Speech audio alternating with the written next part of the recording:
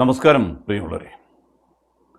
ഗണേശൻ്റെ വിഷയത്തിൽ രാഹുൽ മാങ്കൂട്ടത്തിൻ്റെയിൽ എന്തൊക്കെ തെളിവുകളുണ്ട് എന്നുള്ള ചോദ്യമാണ് കേരള കോൺഗ്രസ് ബിയുടെ ആൾക്കാർ പലരും ചോദിച്ചത്.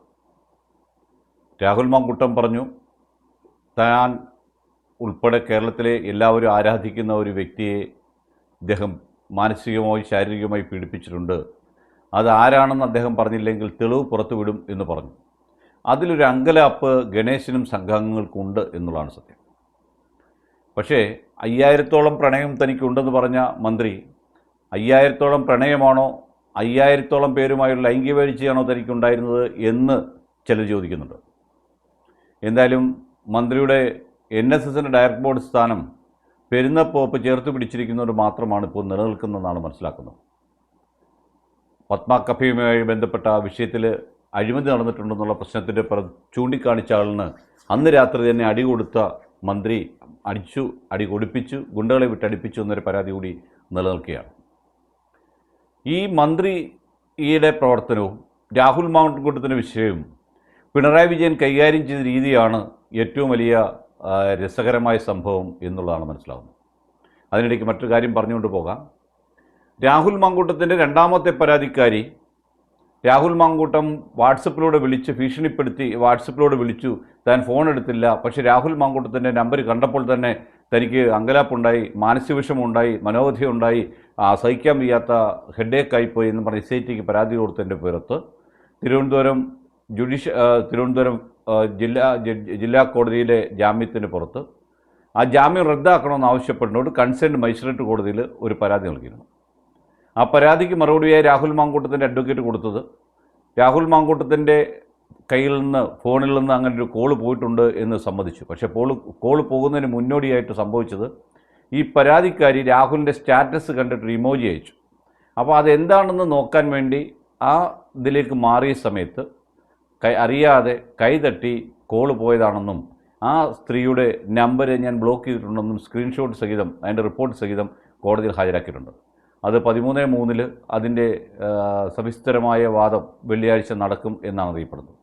അങ്ങനെ ആ നമ്പർ ഞാൻ ലോക്ക് ചെയ്തിരിക്കുകയാണെന്ന് കൂടി അദ്ദേഹം പറഞ്ഞിട്ടുണ്ട്. പക്ഷേ PP പറയുന്നത് പീഡിപ്പിക്കപ്പെട്ട പരാതിക്കാരിക്കെതിരെ അവരെ മനഃപൂർവ്വം ദ്രോഹിക്കാനും ഭീഷണിപ്പെടുത്താനും വേണ്ടിയാണ് രാഹുൽ വിളിച്ചത്, അല്ലാതെ ഒത്തിരി നാളായി യാതൊരു കോൺടാക്റ്റും ഇല്ലാത്ത ആളുടെ നമ്പറിലേക്ക് എങ്ങനെ വിളി പോകുമെന്നൊക്കെയാണ് PP ചോദിച്ചത്. അതിനുള്ള മറുപടിയാണ് രാഹുൽ മാങ്കൂട്ടം പറഞ്ഞത്. തൻ്റെ സ്റ്റാറ്റസ് കണ്ടിട്ട് അത് വെച്ച് ഒരു ഇമോജി അയച്ചതാണ്. അപ്പോൾ അത് താൻ നോക്കിയ സമയത്ത് അറിയാതെ കോൾ പോയതാണെന്നും അപ്പോൾ തന്നെ കട്ട് ചെയ്തതും നമ്പർ ബ്ലോക്ക് ചെയ്തതെന്നാണ് ആ കാര്യത്തിൽ പറഞ്ഞിട്ടുള്ളത്. പിന്നെ രാഹുൽ എന്ന് പറഞ്ഞു ഒരടിക്ക് 3 അവകാശമുള്ള ആൾ എന്ന് പറയുന്നത് ഗണേശനാണെന്ന് പറഞ്ഞു. അത് ശരിയാണ്. ഗണേശന് മാത്രമേ അങ്ങനെ അവസരമുള്ളൂ. ഒരടി മന്ത്രിമന്ദിരത്തിൽ മേടിച്ച് കിട്ടിയപ്പോൾ തിരുവനന്തപുരത്തുകാരിയായ ഒരു സ്ത്രീയുടെ ഭർത്താവാണെന്ന് പറയുന്നു, ബിജു രാധാകൃഷ്ണനാണെന്ന് പറയുന്നു, മറ്റൊരാളാണെന്ന് പറയുന്നു. ഇങ്ങനെ ധാരാളം ആൾക്കാരുടെ പേരാണ് ഒരടിക്ക് വേണ്ടി പറഞ്ഞുകൊണ്ടിരിക്കുന്നത്. രാഹുൽ ഗണേശനുമായി ബന്ധപ്പെട്ട പലതിൻ്റെ തെളിവ് തൻ്റെ കയ്യിലുണ്ടെന്നുള്ളതും പറഞ്ഞു നടക്കുകയാണ്. പക്ഷേ ഇവിടെ മുഖ്യമന്ത്രി അതിന് എന്ത് വ്യാഖ്യാനമാണ് കണ്ടതെന്ന് ചോദിച്ചാൽ, രാഹുൽ മാങ്കൂട്ടം എന്ന് പറയുന്ന പ്രതിപക്ഷ MLA തൻ്റെ മുഖത്ത് നോക്കി നിയമസഭയിലും പുറത്തും തൻ്റെ പാർട്ടിക്കാരെ അപമാനിക്കുകയും സവിസ്തരം തങ്ങളെ എതിർക്കുക എന്നൊറ്റ ഉദ്ദേശത്തോട് വിമർശിക്കുകയും എടാ വിജയ എന്നൊക്കെ വിളിക്കുകയും ചെയ്ത രാഹുൽ മാങ്കൂട്ടത്തിൻ്റെ എല്ലാ ലൈംഗിക വീഴ്ചയും ഇനി അവരുടെ സമ്മതത്തോടു കൂടിയുള്ള ആണെങ്കിൽ പോലും അതെല്ലാം തന്നെ ക്രൂരമായ ബലാത്സംഗമാണ് എന്നാണ് പിണറായി വിജയൻ്റെ കണ്ടെത്തൽ. മുകേഷ് ആണെങ്കിലും മറ്റുള്ളവരാണെങ്കിലും അവർക്ക് പരാതി ഉണ്ടെങ്കിൽ പോലും അതിനൊന്നും അത്ര തീവ്രതയില്ലായിരുന്നു എന്നുള്ളതാണ് മനസ്സിലാക്കുന്നത്. അതിന് ഉപോത്ബലകമായി എടുത്തിരിക്കുന്നത് പന്തളം നഗരസഭാ അതിർത്തിയിൽ താമസിക്കുന്ന പന്തളം നഗരസഭയുടെ ഇതിലുള്ള CPMകാരിയായ ലസിതകുമാരിയുടെ തീവ്രത ഇളക്കുന്നതിനുള്ള ആ സ്കെയിൽ വെച്ചിട്ടാണ് മുഖ്യമന്ത്രി പറഞ്ഞിരിക്കുന്നത് ഈ രാഹുൽ മാങ്കൂട്ടത്തിൻ്റേത് ഇനി പരാതിക്കാരികൾ എന്ന് പറയുന്നവർ വിവാഹിതരാണെങ്കിൽ പോലും അവർ ക്ഷണിച്ചിട്ടാണ് അങ്ങോട്ട് പോയിട്ടാണ് രാഹുൽ പോയതെങ്കിലും അല്ലെ രാഹുലിൻ്റെ ഫ്ലാറ്റിലേക്ക് അങ്ങോട്ട് പോയിട്ടാണെങ്കിൽ പോലും ആ കേസുകളൊക്കെ തന്നെ രാഹുൽ ക്രൂരമായ ബലാത്സംഗമാണ് ചെയ്തിട്ടുള്ളത്. അപ്പോൾ മന്ത്രിയോ എന്ന് ചോദിച്ചാൽ ഇപ്പോൾ അദ്ദേഹം പറഞ്ഞ മറുപടി എന്ന് പറയുന്നത് അതൊരു രക്ഷാപ്രവർത്തനം മാത്രമായിരുന്നു. എന്താണ് രക്ഷാപ്രവർത്തനം? ഈ പറഞ്ഞ മന്ത്രിയുടെ പത്നി, രണ്ടാം ഭാര്യ, അതായത് നിയമാനുസൃതമുള്ള രണ്ടാം ഭാര്യ അവിടെ ചെല്ലുന്ന സമയത്ത് മന്ത്രിയെ കാണാൻ വേണ്ടി അദ്ദേഹത്തിൻ്റെ കിടപ്പറയിൽ ചെന്ന ഒരു സ്ത്രീ മയങ്ങി വീഴാവല്ലോ. ചില സമയത്ത് നമുക്ക് BP ഉണ്ടാവും, അല്ലെങ്കിൽ മന്ത്രിയെ കണ്ട സമയത്ത് മന്ത്രിയാണല്ലോ, സിനിമാ നടനാണല്ലോ എന്ന് കണ്ടപ്പോൾ മറിഞ്ഞു വീണു. ആ മറിഞ്ഞു വീണ സമയത്ത് ഒരു മന്ത്രി എന്ന നിലയിൽ അദ്ദേഹത്തിന് പ്രാഥമികമായി ചെയ്യാൻ പറ്റുന്ന കാര്യം കൃത്രിമ ശ്വാസം കൊടുക്കുക എന്നുള്ളതാണ്. ആ കൃത്രിമ ശ്വാസം കൊടുക്കുന്നത് കൊണ്ടാണ് അദ്ദേഹം മുറി ലോക്ക് ചെയ്യാതിരുന്നത്. കൃത്രിമ ശ്വാസം കൊടുക്കുമ്പം അദ്ദേഹത്തിന് മറ്റൊന്നും തെറ്റിദ്ധരിക്കേണ്ട കാര്യമില്ല. പുറത്ത് സെക്യൂരിറ്റികളുണ്ട്, 2-3 പേര് പിമ്പുകളായി നിൽപ്പുണ്ട്. ഈ പറയുന്ന പരാതിക്കാരികൾ ചെല്ലുവാണെങ്കിൽ, അല്ലെങ്കിൽ മന്ത്രിയെ കാണാൻ ചെല്ലുന്നവരാരെങ്കിലും ഉണ്ടെങ്കിൽ അവരെ കൊട്ടാരക്കരയിൽ നിന്നോ പത്തനാപുരം ബസ് സ്റ്റാൻഡിൽ നിന്നോ അല്ലെങ്കിൽ റെയിൽവേ സ്റ്റേഷനിൽ നിന്നോ കൊട്ടാരക്കര റെയിൽവേ സ്റ്റേഷനിൽ നിന്ന് വിളിച്ചുകൊണ്ട് ചെല്ലാൻ പറ്റുന്ന, നമ്മൾ ശമ്പളം കൊടുത്ത് നിർത്തുന്ന 2-3 കക്ഷികളുണ്ട്. അവരുമായിട്ട് അന്വേഷിച്ചപ്പോഴാണ് മുഖ്യമന്ത്രിക്ക് വിവരം കിട്ടിയത്.